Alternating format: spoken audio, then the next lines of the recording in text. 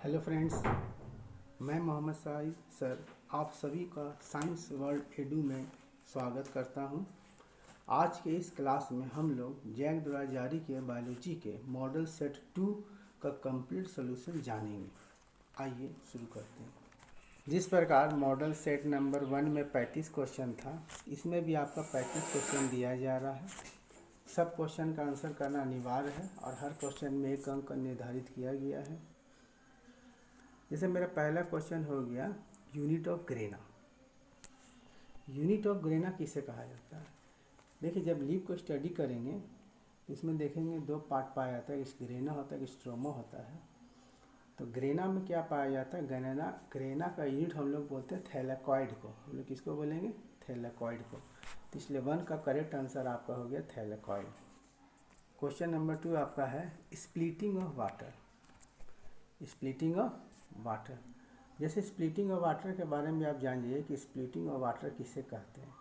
जैसा हम लोग जानते हैं कि फोटोसिंथेसिस में एक वाटर, दूसरा कार्बन डाइऑक्साइड और तीसरा सनलाइट की ज़रूरत पड़ता है। वाटर का प्राप्ति प्लांट के रूट के द्वारा ज़मीन से लिया जाता है और इसको लाइट रिएक्शन में ब्रेक किया जाता है, स्प्लिट किया जाता है। स्प्लिटिंग ऑफ वाटर में वाटर को हाइड्रोजन ऑक्सीजन में ब्रेक करना, इसी को स्प्लिटिंग ऑफ वाटर बोला जाता है। और ये होता है आपका लाइट रिएक्शन में। और ये होता किस जगह में? ये होता है inner surface of thylakoid membrane. Inner surface of thylakoid membrane. Dark reaction आपका कहाँ होता है? डार्क रिएक्शन आपका स्ट्रोमा में होता है, ये याद रखिएगा। देखिए, लाइट रिएक्शन ग्रेना में होगा और डार्क रिएक्शन आपका स्ट्रोमा में होगा। फोर्थ क्वेश्चन है कि kranz anatomy is a characteristic feature of the kranz anatomy. जो केंज होता है C4 प्लांट में अधिकतर ये देखा जाता है, ठीक है। और ये होता है केल्विन साइकिल में। किस में होगा? केल्विन साइकिल में। Who observe that all plant are compose of different kind of cell and form tissue of plant. अब यहाँ देखिए, कुछ वैज्ञानिकों का नाम दिया गया है, जिसमें ये बताना है कि कौन सा वैज्ञानिक ये कहा कि प्लांट जो है ये अलग अलग प्रकार का सेल से बना है और जिससे टिश्यू बना है। तो देखिए, ये बताया गया है, जर्मनी का एक साइंस बॉटनिस्ट था जिसका नाम था मेथस सेल्डीन। वो आपका option number 1, मेथस सेल्डीन।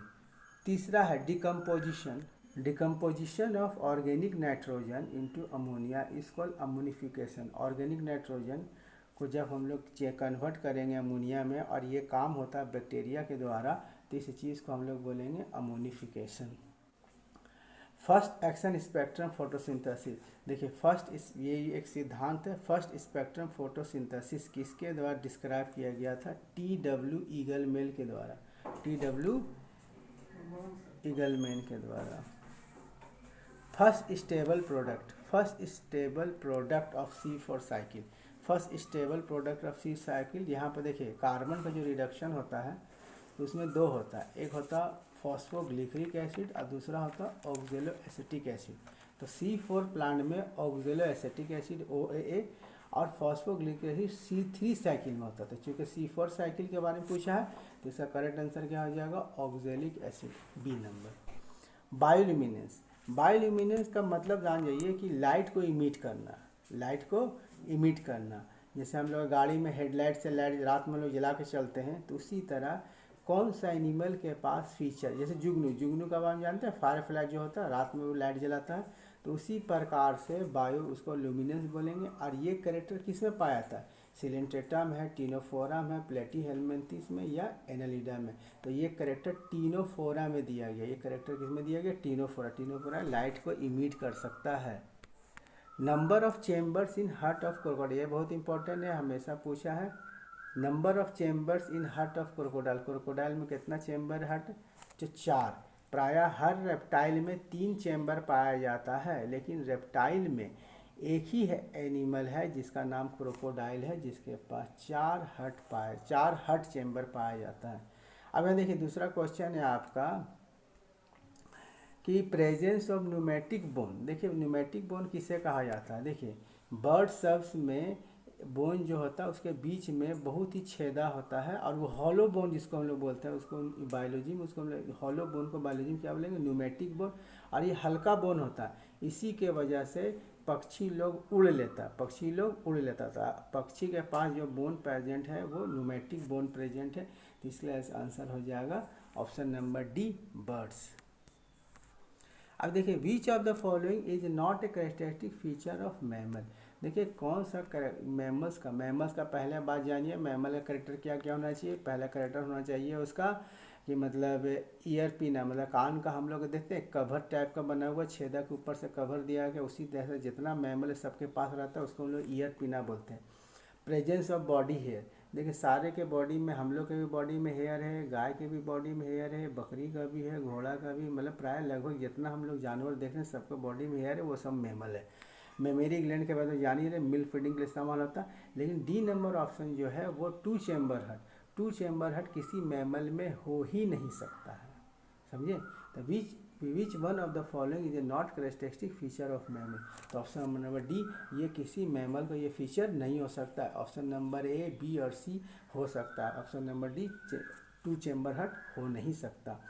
The plane element of the chromosome metaphase is called metaphasic phase. देखिए यहाँ पर ऑप्शन थोड़ा गलत लिखा है, इसको थोड़ा आप नोट कर लीजिएगा।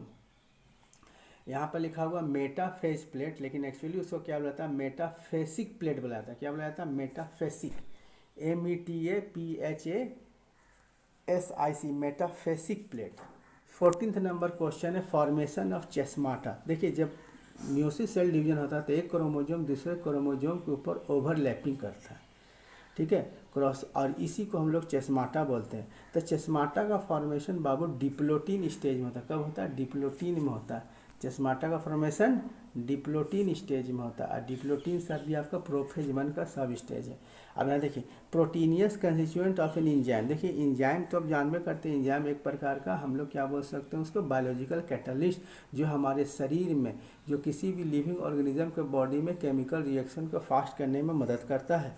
तो जो इंजाइम का प्रोटीन जो पार्ट होता है उसे हम लोग क्या बोलते हैं, एपो इंजाइम। क्या बोलेंगे उसको, एपो इंजाइम बोलेंगे। 16 नंबर क्वेश्चन है inhibition of successive dehydrogenase by malonate in example of competitive inhibition. किसका एग्जांपल है, कॉम्पिटिटिव इनहिबिशन का, इसलिए ऑप्शन नंबर इसका करेक्ट है। देखिए which of the following statement is incorrect, incorrect मैंने असत्य। देखिए पहला आपको दिया हुआ enzyme lower the activation energy, ये बात सत्य है। इंजाइम क्या करेगा कि किसी भी रिएक्शन में जितना ऊर्जा का ज़रूरत होता है उसको कम कर देगा। जैसे भी जानते हैं कि इंजाइम क्या करेगा, ऊर्जा का खपत कम करेगा, दूसरा रेट ऑफ रिएक्शन फास्ट करेगा। तो दूसरा मेरा ऑप्शन क्या होगा, enzyme show highest activity at optimum temperature. किसी भी टेम्परेचर पर ये हाईएस्ट एक्टिविटी दिखाएगा। तो ये भी ऑप्शन नंबर ए भी काम हो सकता है, ऑप्शन नंबर बी भी काम हो सकता है इंजाइम का। अब देखिए को enzyme is a kind of cofactor, देखिए ये भी बात भी सही, को इंजाइम को ही हम लोग क्या बोलते हैं, कोफैक्टर बोलते हैं। और option number D, enzyme lower the rate of reaction, देखिए ये बात बिल्कुल गलत है, क्योंकि इंजाइम जो है रिएक्शन को लोअर कभी नहीं करता, रिएक्शन को फास्ट करता है। अब यहाँ देखिए splitting of water during photosynthesis take place at, splitting of water during photosynthesis कब होता है। देखिए ऑप्शन नंबर क्या दिया हुआ, फोटो सिस्टम 1 दिया हुआ, दूसरा आपका ऑप्शन दिया फोटो सिस्टम 2 दिया, तीसरा ए एंड बी दिया, और तीसरा there is no splitting during photo. तो देखिए इसका करेक्ट ऑप्शन है फोटो सिस्टम 2। फोटो सिस्टम 2 में ही आपका स्प्लिटिंग ऑफ वाटर होता है, यानी वाटर का ब्रेकडाउन।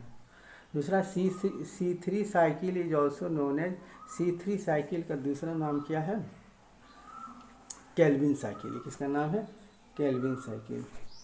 देखिए लॉ ऑफ लिमिटिंग फैक्टर बस propose, law of limiting factor किसके द्वारा प्रपोज किया गया है, ब्लैकमैन के द्वारा।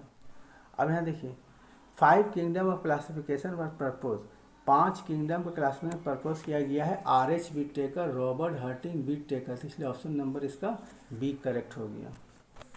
The cell wall of fungi, fungi मतलब कावक, कावक का सेल वाल क्या चीज़ से बना हुआ है, ये काइटिन से बना, क्या चीज़ से बना हुआ है, काइटिन से। प्लांट का सेल वाल सेलुलोज से बना हुआ, ठीक है। Deuteromycete is commonly known as imperfect fungi, deuteromycete को हम लोग दूसरा नाम क्या बोलते हैं, इनपरफेक्ट फंगी। देखिए 24 नंबर में क्या दिया हुआ है कि विच of the following the largest phylum. देखिए लार्जेस्ट फाइलम आपका आर्थ्रोपोडा है। आर्थ्रोपोडा सबसे बड़ा फाइलम है।